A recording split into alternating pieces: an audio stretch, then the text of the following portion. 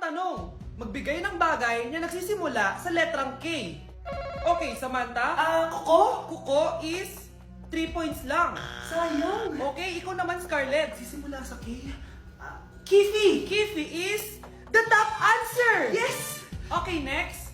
Magbigay ng parte ng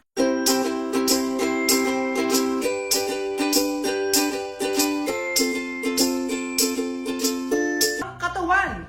Scarlett, dahil ikaw ang nakahula ng top answer, ikaw ang mauuna. Pantog. Basic. Pantog is 10 points. Ha?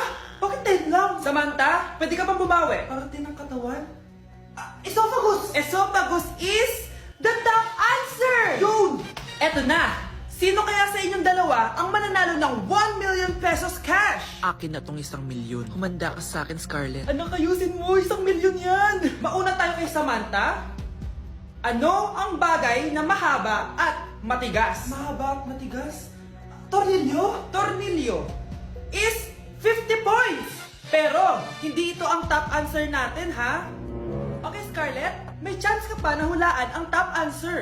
Bago ko sagutin yan, Nay, kung nanonood ka man, eto na yun, Nay! Mananalo na tayo ng 1 milyon!